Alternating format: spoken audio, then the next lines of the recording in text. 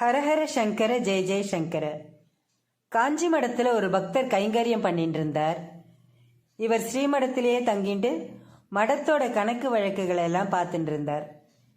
இவரோட மனைவியும் தீவிரமான மகாபெரிவா பக்தை. 12 வருஷத்துக்கு ஒரு முறை கும்பகோணத்து குளத்துல மகாமகத்தன்னைக்கு புனித நீராடல் நடக்கும். இந்தியாவில் மட்டும் இல்லாமல் உலகத்தில் பல பகுதிகளில் இருந்து மகாமகத்தன்னைக்கு இங்கே வந்து நீராடுவா. மகாமகத்தன்னைக்கு கும்பகோணம் குளத்தில் நீராடினா பாவம் போய் புண்ணியம் சேருங்கிறது ஐதீகம். 1992 வருஷம் மகாமகம் குளத்தில் புனித நீராடல் களை கட்டியிருந்த நேரத்தில் இந்த பக்தரோட மனைவி அந்த குளத்தில் கணவனோட ஸ்நானம் பண்ண ஆசைப்பட்டா. ஆனால் அவளோட கணவர், என்னால் ஸ்ரீமடத்தை விட்டு வர முடியாது, கணக்கில் ஏதாவது சந்தேகம் இருந்தா பெரியவா என்னை தேடுவார், அதனால நீ மட்டும் போயிட்டு வா அப்படின்னார். இவாளும் நீங்கள் உங்கள் வேலையை பாருங்கோ, நான் போயிட்டு வரேன்னு சொல்லிட்டு போனா.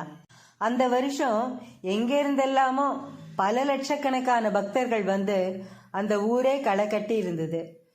கொளக்கரையில் குளிக்க இருந்தவா அளவுக்கு அதிகமாக இருந்ததுனால அங்கே இருந்த செவுத்து மேலே நிறைய பேர் ஏறி நின்னா. அப்போதான் அந்த எதிர்பாராத சோகம் நிகழ்ந்தது. பாரம் தாங்க முடியாம அந்த சுவர் சரிஞ்சு கீழே விழ அது பக்கத்தில் நின்று இருந்த பல ஆயிரக்கணக்கான பக்தர்கள் அந்த இடிபாடுல சிக்கி உயிரிழந்தா. அந்த இடிபாடுகளில் உயிரிழந்தவாழ்ல மகாபெரிவாளோட பக்தையும் ஒருத்தர். அதுக்கப்புறம் ஆம்புலன்ஸ் வந்து அடிப்பட்ட வாளையும் உயிரிழந்த வாளையும் ஏத்திண்டு போச்சு. கடைசியா இந்த பக்தையோட உடலை ஏற்ற வேண்டிய சமயத்தில் ஆம்புலன்ஸ்ல இடம் இல்லாத காரணத்தினால திரும்பி வந்து எடுத்துட்டு போறோம்னு அந்த உடலை அங்கேயே விட்டுட்டு போயிட்டா. ஆனா போன ஆம்புலன்ஸ் வரவே இல்லை.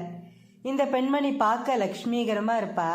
அதனால ரொம்ப பாவப்பட்டு அவளை நடுரோட்ல விட்டுட்டு போக மனசு இல்லாம ஒரு தம்பதி அந்த உடலை தூக்கிண்டு போய் அவ வீட்டு திண்ணையில படுக்க வச்சா.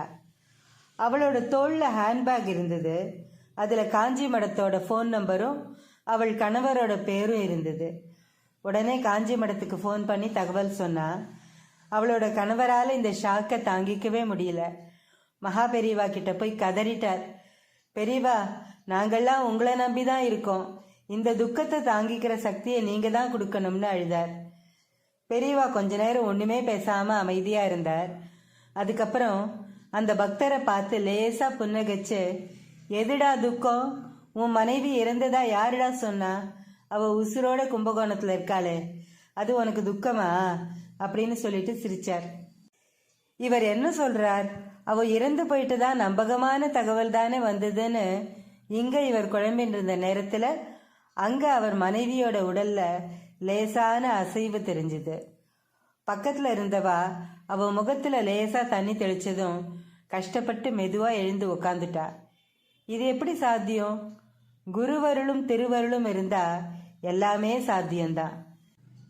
இறந்தவர்களை உயிர்ப்பிக்கிற சக்தி மகான்களுக்கு உண்டு. உண்மையான குரு பக்தியோட வாழ்ந்துட்டு இருக்கிறவாளுக்கு எவ்வளவு பெரிய கஷ்டம் வந்தாலும் அதை தாண்டி நல்லது நடக்கும். விதியையே வெல்லக்கூடிய ஆற்றலை மகாபெரிவா கொடுத்துடுவார். அவரோட மலர்பாதங்களை வணங்கி வழிபடுவோம். ஹரஹர சங்கர ஜெய ஜெய சங்கர. காஞ்சி சங்கர காமகோட்டி சங்கர.